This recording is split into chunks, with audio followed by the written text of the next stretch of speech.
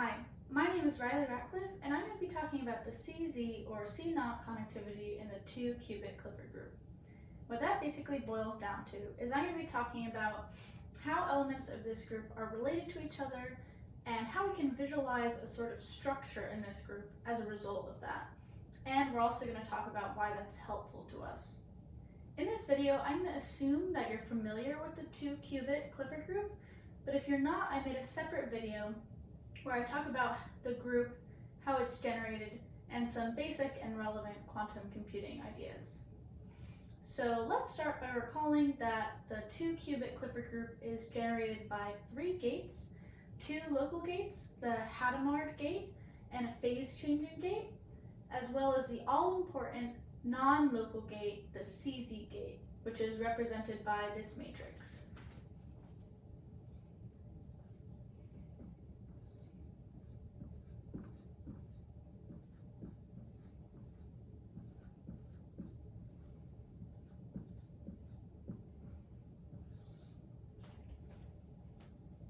Moving forward, I'm going to refer to the 2-qubit Clifford group as C2 and a subset of C2 that contains all of the local 2-qubit Clifford gates as LC2. So to start, we need to discuss how elements of this group are related to each other by defining an equivalence relation on the group.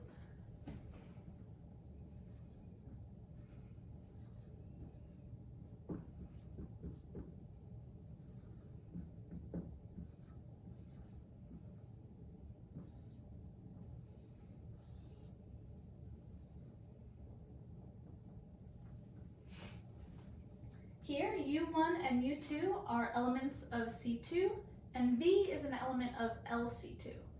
And so what this says is U1 is related to U2 if and only if U1 is equal to U2 times some element V. And so what this basically means is that 2 elements in the group C2 are related to each other if you can apply a local Clifford gate to one to get the other. So this equivalence relation splits the group C2 up into 20 equivalence classes, or orbits. And these orbits are just sets of elements that are related to each other through this equivalence relation.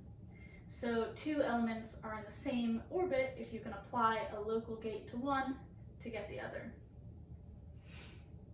So to talk about how we can visualize this group, I'm going to draw a diagram on the board using these orbits. So we're going to discuss how these orbits are potentially connected to each other. So to do this, we need a starting point within the group. And we recognize that LC2 is actually an orbit of C2. And so we name this orbit, orbit 1. And to get new orbits and new elements, when you start with this orbit, which we know contains all of the local gates within C2, we need to apply a non-local gate to it, or CZ. So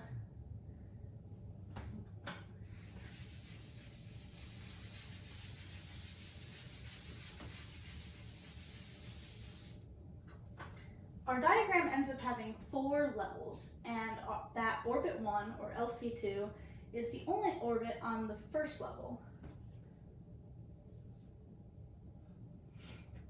And then going up in levels, the levels represent how many applications of a CZ gate you are away from this first orbit. So when we apply a CZ gate to this first orbit, we get a preliminary set of elements that we call CZ01. And we take this set and we eliminate any elements in it that already belong to orbit 1.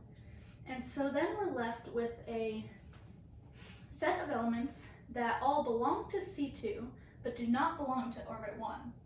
And we know that elements in C2 must belong to an orbit, and so we can take a random element in this preliminary set, and the orbit that it's in, we can arbitrarily name orbit 2.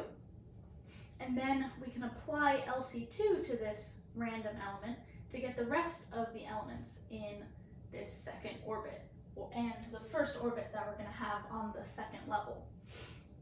And depending on the choice of random element, this orbit will look differently.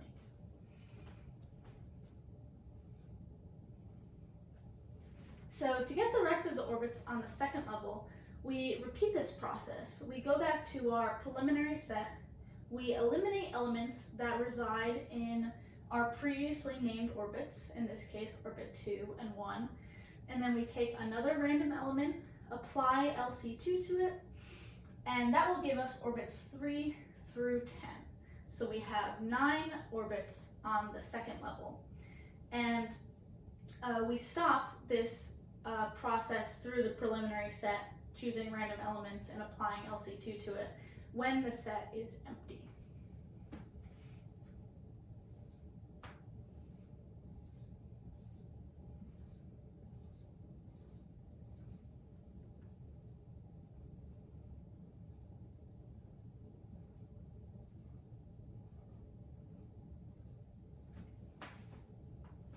So to get them to the next level, we again need to apply a CZ gate. And this time we apply it to orbit 2. And we get a new preliminary set that we call CZ02. And we do the same thing. We eliminate elements in it that already belong to our previously named orbits. We choose a random element, we apply LC2 to it, and we repeat this process again and again until that set is empty. But we're not done there. We then need to check if applying a CZ to the other orbits on level 2 results in new elements. And it does, and so we do this for each orbit 3 through 10, getting again preliminary sets, eliminating elements that already belong to orbits, choosing random elements, applying LC2 to them until all of these sets are empty. And that results in the 9 orbits of the third level, orbits 11 through 19.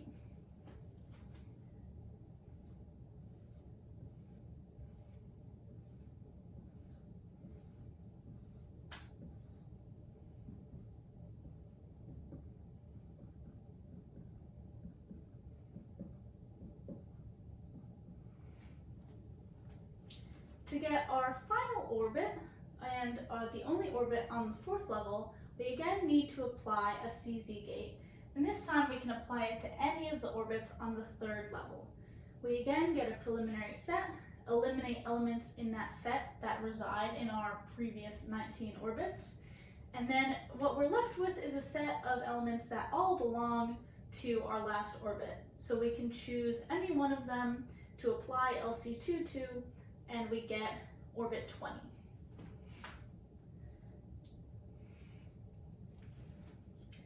So now we have 20 orbits, all containing 4,608 elements, which makes up the entirety of the 92,160 elements of C2. So all of the elements of C2 are now accounted for in these orbits. So now that we have this diagram, we want to talk about how elements in differing orbits may be related to each other.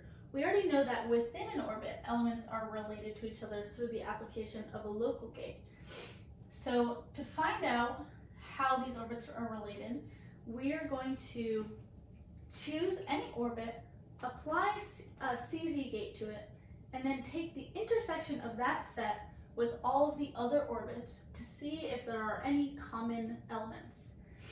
And no matter the choice of the orbit we apply a CZ to, there will always be 19 intersections, 9 of which have 512 elements, and the rest of which are empty.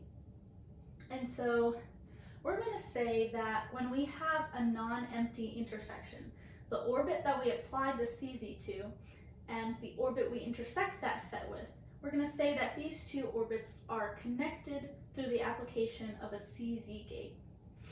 And so it turns out that every orbit is connected to 9 other orbits. And I'm going to reflect those connections on the diagram. So unsurprisingly, by how we worked through our diagram before, Orbit 1 is connected to the 9 orbits on the second level.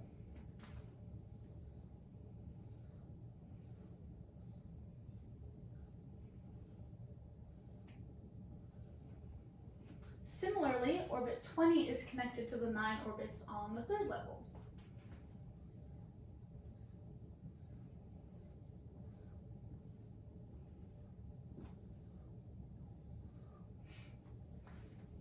And then orbits on the second and third levels are connected to 4 orbits on the same level, 4 orbits on the other level, and then either orbit 1 or orbit 20, depending on its location.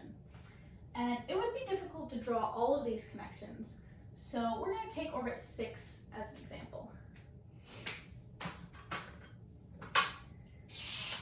As we can see, it's already connected to orbit 1, and it's also connected to orbit 4, 5, 8, 10, 11, 15, 18, and 19. We can also visualize orbits individually, zooming in on a particular orbit.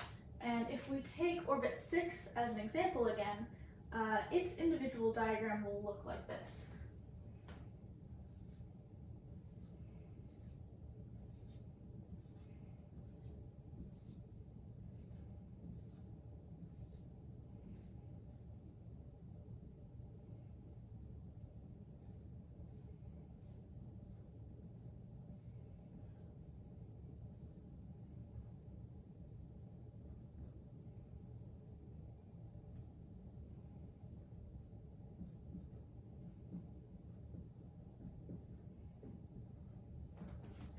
So here we've zoomed in on orbit 6 and we can see its individual 9 connections. Okay, so now we've visualized our group and we can talk about why this visualization is helpful to us. So it is known that for a general 2-qubit system that's not restricted to the Clifford group, that you can prepare any gate using at most 3 CZ gates and any number of local gates. And it does not follow directly from this that the same would be true within the 2-qubit Clifford group. But this is in fact true, and we can see that in our diagram. Preparing a gate in C2, starting with another gate, is kind of like moving between 2 orbits in our diagram. And if we were to pick any 2 orbits, we would see that it requires no more than 3 lines or applications of a CZ gate to get from any one orbit to any other. And we know that moving within an orbit requires only the application of local gates. And so, within the 2-qubit Clifford group, it is true that to prepare any gate requires at most 3 CZ gates and any number of local gates. So let's do an example to illustrate this. Say we start with a gate A in orbit 1, and we want to prepare a gate B that's in orbit 20. We can see a path in our diagram to do this, up through orbit 6, 15, then up to 20. And that's not the only path that we could take, but let's focus on that one. So again, like I just said, moving within an orbit requires the application of a local gate, and moving between orbits that are connected requires the application of a CZ gate. So, starting with gate A in orbit 1, we first apply a local gate to it to move within orbit 1 to the gate that enables the connection between orbits 1 and 6. So we start with A, we apply a local gate, and then we apply a CZ gate to move up to orbit 6. We repeat this process, again moving within orbit 6 with a local gate, and then moving up to orbit 15 through the application of a CZ gate. So we have another local gate, another CZ gate, and then we repeat this process in orbit 15, using a local gate to move within and a CZ gate to move up to orbit 20. And then finally, we apply our last local gate to move within orbit 20 to get to our desired gate B.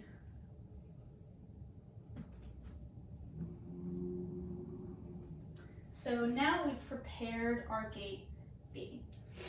And no matter the choice of gates that we start with and that we want to prepare, we can use a similar process to this that will use at most 3 CZ gates, sometimes less, 2 or 1, and any number of local gates.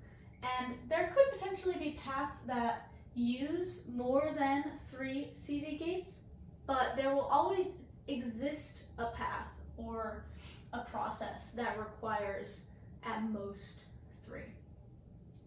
So with that, I've come to the end of the video. Please let me know if you have any questions or comments. Thanks for watching.